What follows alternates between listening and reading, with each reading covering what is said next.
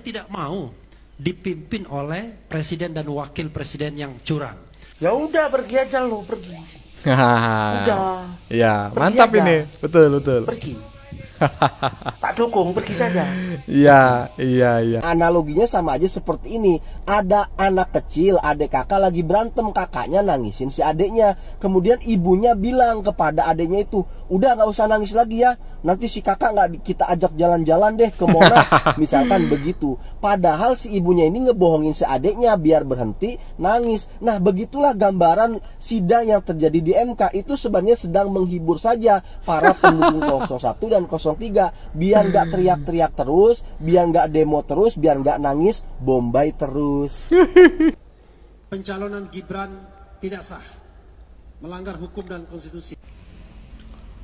Pencalonan Gibran tidak sah, itu versi orang yang sakit hati. Jadi mempelajari bahasa hukum tidak sepenuhnya. Kalau saya seorang ahli hukum juga, bahwa pencalonan Gibran sah secara hukum karena keputusan Mahkamah Konstitusi final dan mengikat.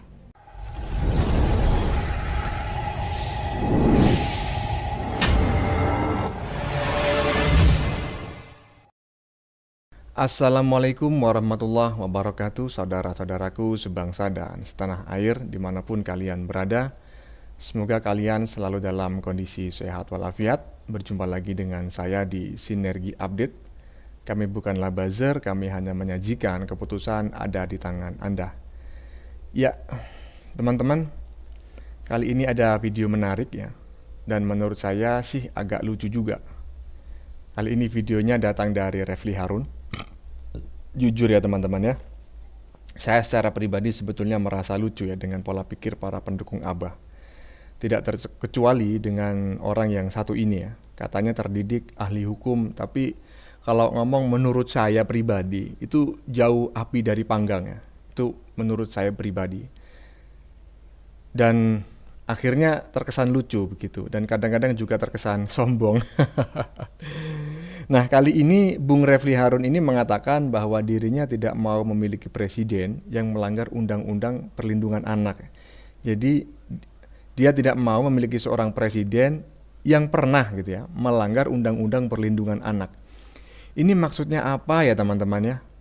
Yang dia maksud ini siapa dan melanggar undang-undang perlindungan anak yang mana begitu? Kok semakin kesini semakin kesana saja tuduhan-tuduhannya. Kemudian nanti akan dilanjutkan dengan video komentar-komentar netizen ya terkait statement Refli Harun tersebut. Nah, bagaimanakah videonya dan bagaimanakah komentar netizen? Mari kita tonton kurang lebih 10 menitan. Kemudian mari kita komentari bersama di bagian akhir video. Ini dia. Salah satu yang meyakinkan saya adalah saya tidak mau dipimpin oleh presiden dan wakil presiden yang curang. Apalagi presiden yang terlibat atau wakil presiden yang kemudian menjadi persoalan yang terus-menerus kita perdebatkan.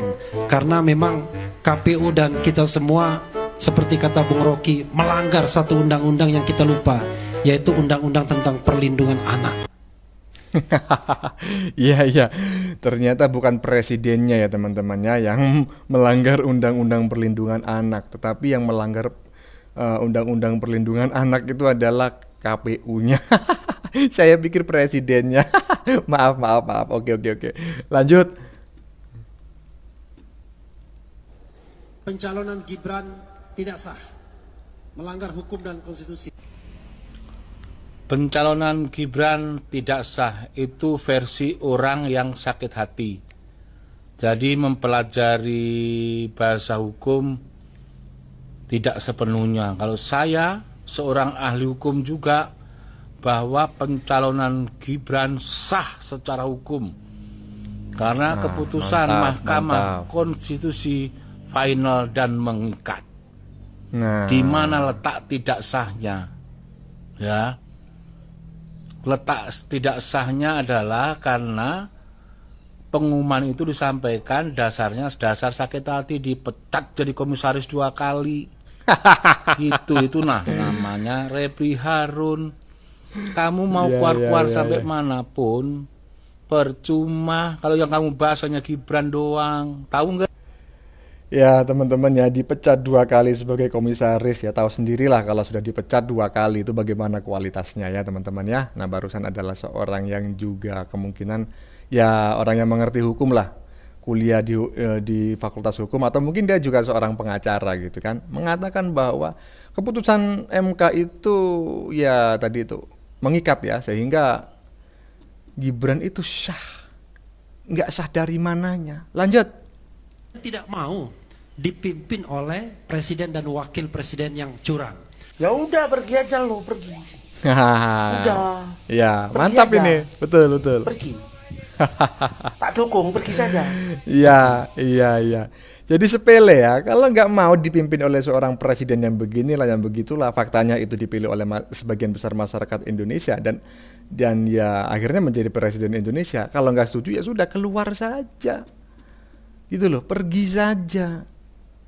Lanjut. Pencalonan Gibran tidak sah, melanggar hukum dan konstitusi.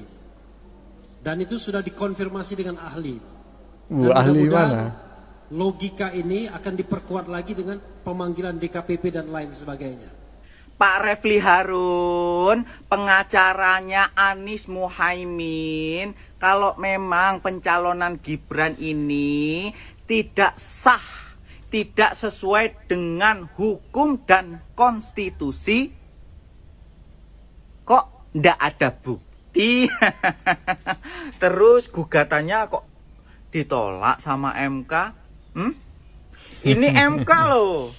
Sudah sesuai prosedur, sesuai dengan konstitusi. Terus mau apa lagi? Wong gugatannya 01 ini saja ditolak, tidak diterima karena tidak ada bukti yang kuat. Kok masih ngeyel sih? Hah? Apa ini namanya kalau bukan menuduh? Wis talah. Pak Refli, Bapak ini kan pakar hukum tata negara. Daripada Anda membela 01, membela Anies Muhaimin yang sudah jelas kalah, dan Anda jelas tidak mendapatkan apa-apa, mending ini merapat sama Pak Prabowo dan Mas Gibran. Siapa tahu nanti dikasih jabatan. Nggak Wes bakalan. percuma. Anda Sudah dipecat itu 2 kali. ngeyel membelain Anies Muhaimin, nggak bakal dapat apa-apa. Anies Muhaimin juga bakal kalah, iya kan? Iya, Wes, ndang move on. Lebih baik rekonsiliasi, pindah haluan, ikut dengan pemerintahan Bapak Prabowo dan Mas Gibran. Pasti masa depan Anda akan cemerlang. Iya. Itu Pak Refli. Ya, silakan ya untuk merapat ke Prabowo Gibran untuk siapa tahu ingin mencukupkan rekornya dipecat gitu ya. Mungkin nanti akan dipecat lagi 3 kali jadinya. Ya teman-teman ya, oke lanjut. Soal bansos, proven, bahkan dengan pakai ekonometri bisa Wuih. dihitung bahwa sesungguhnya kemenangan paslon 02 itu tidak. Ya itu mencapai buktikan dalam 50% persidangan, tersebut. jangan membuktikannya di Seandainya luar persidangan seperti Jokowi ini. tidak cawe-cawe plus bansosnya. Pak Refli Harun, saya jelaskan, kalau memang Anda menuduh Prabowo Gibran menang karena bansos, berarti separah itukah masyarakat Indonesia haus akan bantuan? Hah? Karena bansos, masyarakat Indonesia langsung memilih salah satu paslon. Ya, berarti Anda menuduh masyarakat Indonesia sebegitunya, matrenya, sampai harus disogok dengan bansos sehingga bisa memilih Bapak Prabowo dan Mas Gibran. Iya, sampai seperti itunya. Sorry ye, Pak Refli. Masyarakat Indonesia tidak serendah itu. Jangan sampai Bapak merendahkan masyarakat Indonesia. Pak Prabowo dan Mas Gibran itu menang itu bukan karena sekedar bansos. Apa masyarakat Indonesia miskin semua? Tidak, Pak. Masyarakat Indonesia itu juga banyak yang mampu. Apa yang mampu juga dikasih bansos terus memilih Bapak Prabowo dan Mas Gibran? Enggak. Wis lah, itu hanya alasan-alasan 01 saja agar bisa melemahkan dan menjatuhkan pasangan Prabowo dan Gibran. Wis, enggak ada alasan mana, tidak punya alasan lagi. Kalau tidak punya alasan lagi ya diam, bubuk siang saja biar puasa tidak batal. Ngono lho ya. Ya, atau jangan-jangan nggak puasa, gimana ya kan? Jadi saya juga sedikit meragukan teman-teman ya. Tadi kan dikatakan bahwa orang ini adalah ahli hukum tata negara. Tapi kok omongannya ngalor ngidul begitu ya tentang hukum tata negara. Saya menduganya malah jangan-jangan dia ahli hukum tata busana mungkin. Lanjut. Berarti Anda bagian dari tim pemenangan Prabowo Gibran. Betul. Ada, terima kasih. Saya tidak mengajukan pertanyaan kalau begitu. Saya ingin klarifikasi saja. Anda tadi bilang anggota TKN, tim kampanye nasional. Ya. Sebagai juru bicara. Ya. Berarti Anda bagian dari tim pemenangan Prabowo Gibran. Betul. Ada, terima kasih. Saya tidak mengajukan pertanyaan kalau begitu. Ya. Dicatat yang mulia, itu saja. Iya. Seolah-olah yang menunjukkan kelasnya tapi justru terkesan sombong ya teman-teman ya. Oke, lanjut. Dari kapan hari, pihak kanan dan kiri selalu teriak-teriak adanya kecurangan yang terstruktur, sistematis, dan masif yang dilakukan oleh pihak yang menang alias pihaknya 02. Katanya menurut mereka, pemerintah bantuin 02 nih dengan cara memberikan bansos kepada masyarakat untuk merubah elektabilitasnya si 02. Tapi kok sekarang giliran dibawain data, kok nggak kelihatan ya pengaruh bansos dengan elektabilitas suaranya 02, tapi justru suaranya siapa tuh yang baseline-nya berubah karena adanya bansos. Lihat dulu. Next slide lagi. Itu kalau diolah datanya, siapapun bisa mengolah data ini. Kalau di kalangan penerima bansos, elektabilitas Prabowo Gibran 58%, dengan baseline 58%. Di kalangan non penerima bansos 57%. Hampir nggak ada efeknya. Coba lihat pasangan Ganjar Mahfud. Di kalangan penerima bansos, baseline-nya 17 jadi 22% dia. Kalau di kalangan non penerima bansos jadi 16% aja. Kalau Anies, di kalangan non penerima bansos 19%. Di kalangan penerima bansos 19%, non penerima 27%. Jadi kalau ada komplain dari Mas Anies, komplain ke Mas Ganjar. Karena di penerima bansos yang dapat keuntungan kasat mata itu adalah Mas Ganjar Mahfud. Akhirnya ada juga saksi yang kredibel yang bawa data fakta secara real, bukan yang katanya kredibel tapi hanya memberikan asumsi dan omong-omong belaka. Tapi balik lagi kepada pokoknya, bahwa kelihatan kan dari data yang dibawa justru suara siapa yang terpengaruh karena adanya bansos. Baseline dari 17 jadi ke 22.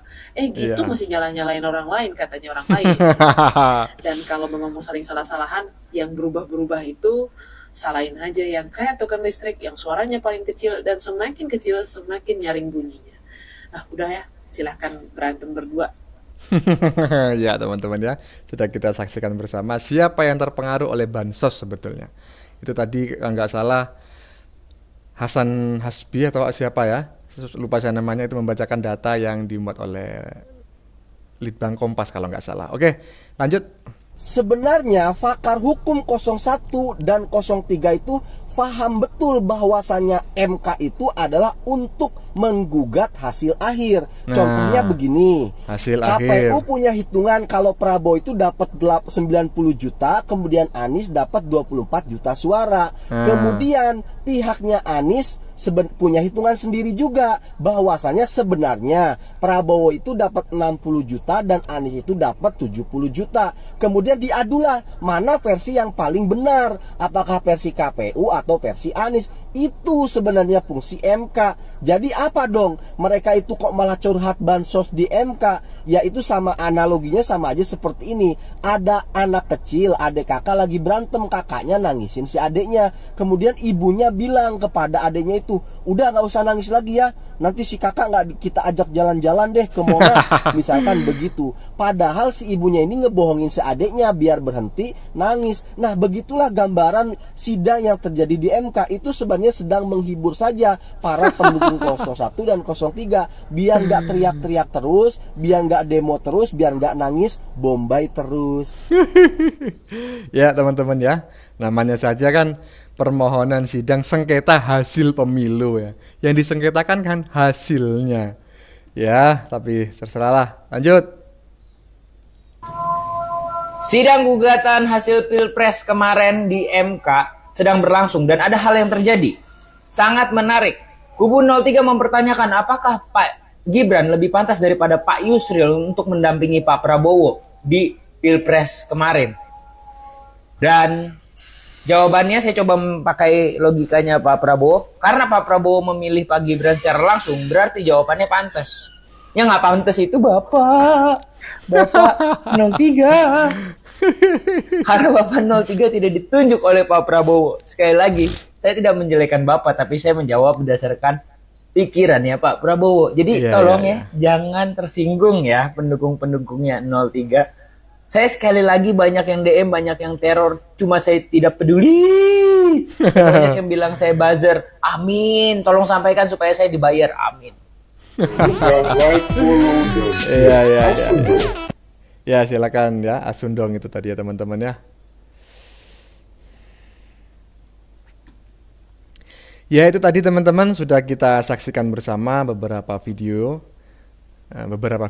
ya. Tadi di bagian awal sudah kita lihat bersama ada Bung Refli Harun yang menyatakan bahwa dirinya tidak mau memiliki presiden yang bukan pernah melanggar undang-undang perlindungan anak ya, tidak memilih presiden karena tidak mau memilih presiden yang di dalamnya itu dianggap itu anak-anak begitu ya, sehingga KPU dianggap melakukan pelanggaran undang-undang perlindungan anak gitu. Ini sebetulnya keterlaluan ya, dan saya tadi keliru pada saat opening. Saya pikirnya Bung Refli ini tidak mau memiliki presiden yang pernah melakukan melanggar undang-undang perlindungan anak. Ternyata bukan, tapi yang dianggap melanggar undang-undang perlindungan anak adalah KPU karena telah meloloskan Gibran atau menerima pendaftaran Gibran yang dianggap sebagai anak begitu ya, belum cukup umur untuk menjadi wakil presiden.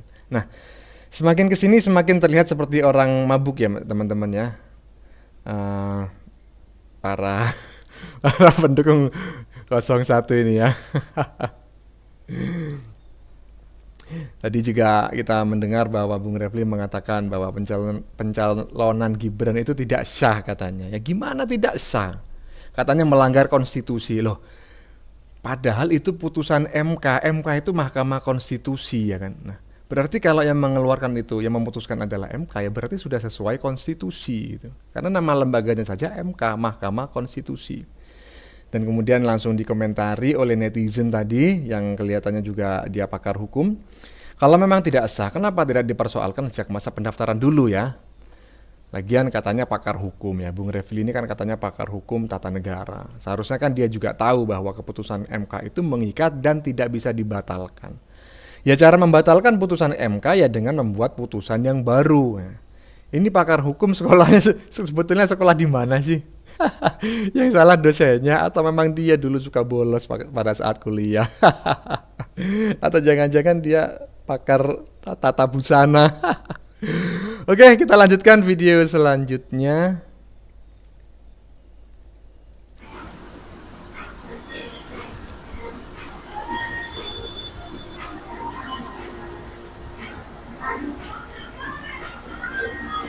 Refli Harun bertanya tentang pajak perusahaan M Kodari.